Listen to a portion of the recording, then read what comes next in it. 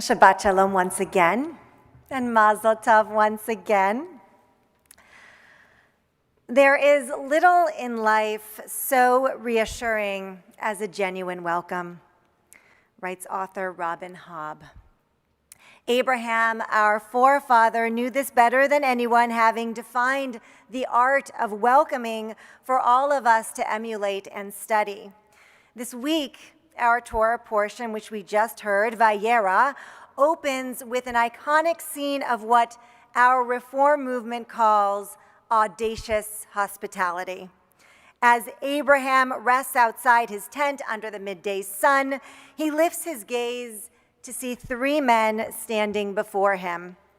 And without even inquiring who they are, he runs towards them and greets them effusively, bringing them food and water and washing their feet. He quickly recruits his wife Sarah to help him, and they get to work preparing a meal. The scene is charming in that we see an anxious and eager Abraham hustling from place to place in order to make his guests, these strangers, feel at home and welcome.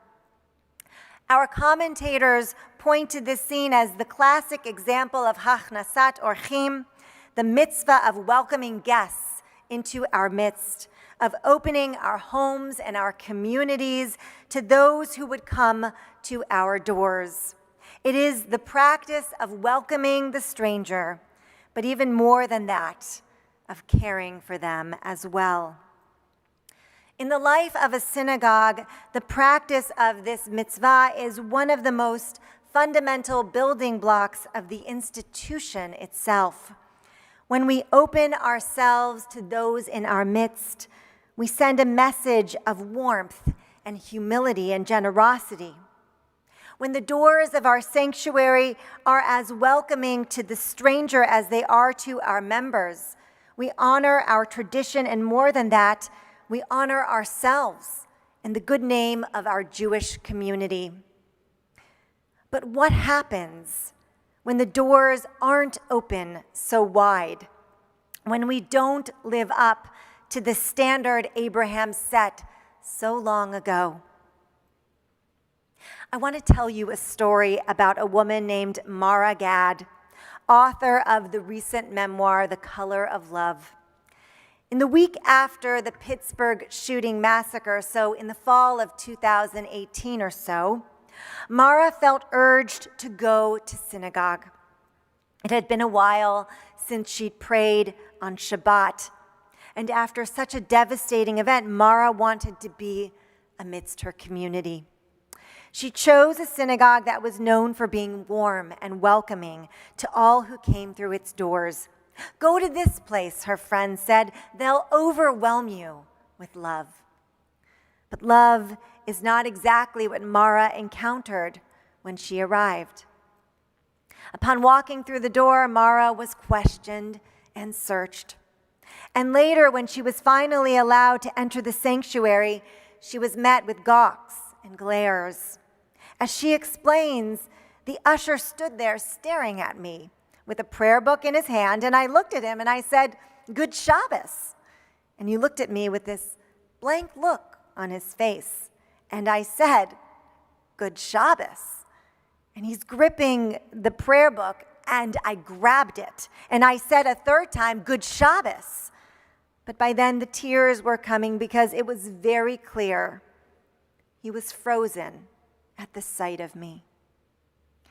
And I walked in, and I was looking for somebody to sit with, for somebody else who was alone, thinking maybe I'd sit with that person. And I sat down. But then the people that were sitting a couple of rows down got up and moved. And I lost it because it took everything I had to go that day. And from start to finish, it was a catastrophe. And when I voiced my extreme pain, the responses were, "You have to understand, on the heels of the Pittsburgh massacre, everybody is on edge, and we feel threatened." And I said, "With all due respect, what is it about me that is so threatening to you?" And that's the question nobody wants to answer. Mara God, you see, is a mixed-race Jewish woman, a Jew of color. Now a Hollywood producer and acclaimed author, she also holds a master's degree in Jewish communal service and is fluent in Hebrew. Mara is a learned, accomplished, highly educated member of the Jewish community. And yet, so much of her Jewish life has been informed by these degrading experiences, by one humiliation after the next. As Mara writes, "To this day, I am routinely asked when I go to synagogue if I am in the right place. I am assumed to be the help, the kitchen help, someone's nanny. Rarely am I simply welcomed with a smile like my Eastern European-looking family members." Oh, there is little in life so reassuring as a genuine welcome. Sadly, Mara's experience is not singular in the Jewish community. Hers is but one in a sea of thousands of slights, derogatory remarks, intrusive questions, and rejections.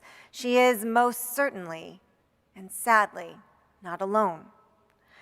A new study of Jews of color, the largest of its kind, in fact, was released in August of this year.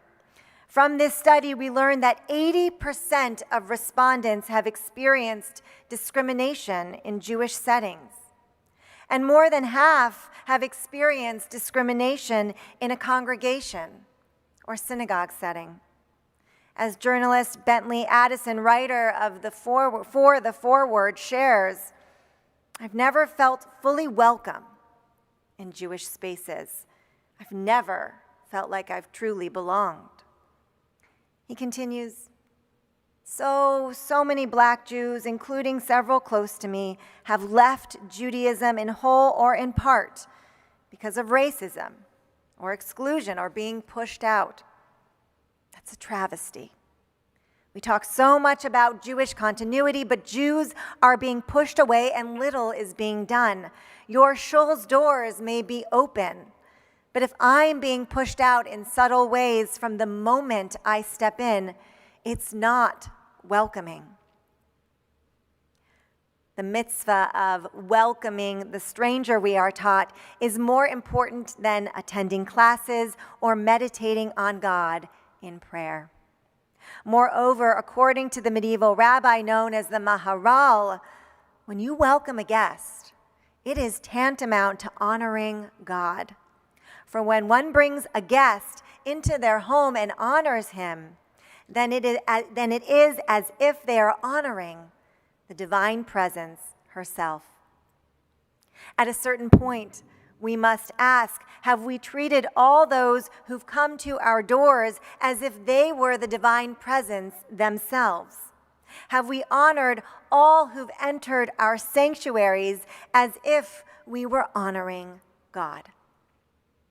If we as Jews are to live up to this sacred mitzvah of welcoming guests and strangers into our midst, we must acknowledge where we've missed the mark.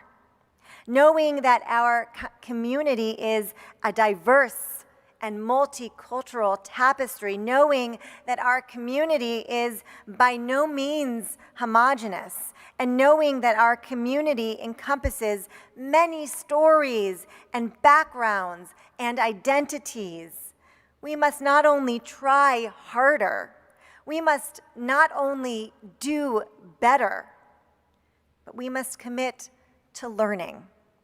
As Rabbi Isaiah Rothstein urges, learning about racial equity and racial awareness and racial sensitivity so that we can better create a stronger, healthier bridge for the future.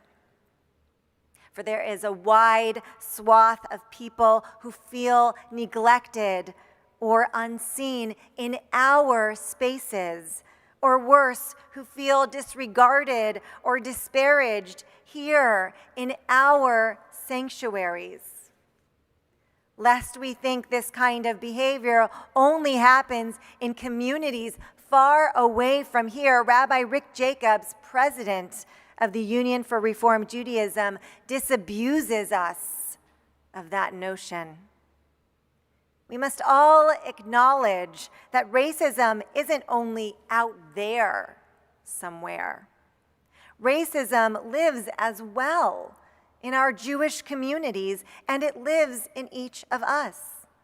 We can't work to dismantle structures of racism in our society until we acknowledge that.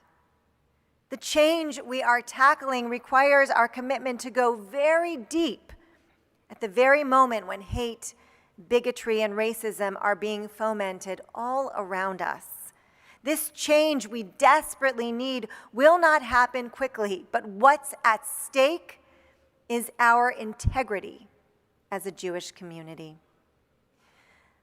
There is little in life so reassuring as a genuine welcome.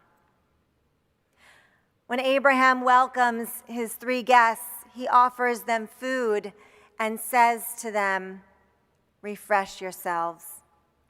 The Hebrew for the idiom "refresh yourselves" is "v'sa'adu libchem," which we can translate as "nourish your hearts." Every human being who walks through our doors deserves to feel a sense of nourishment. Every human being who walks through our doors deserves to feel that their heart is our main concern.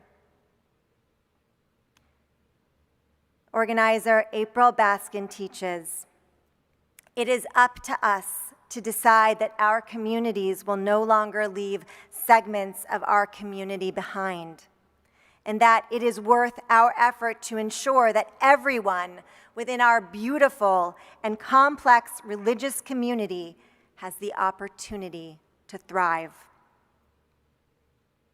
On this morning and every morning, whether here or at home, on the street, or at school, in our workplaces, or wherever we may gather, may we follow the inspirational lead of Abraham, emphatically welcoming all who come to us, all who approach our doors, all who find themselves within our spaces, with openness, with generosity, with dignity, and with love.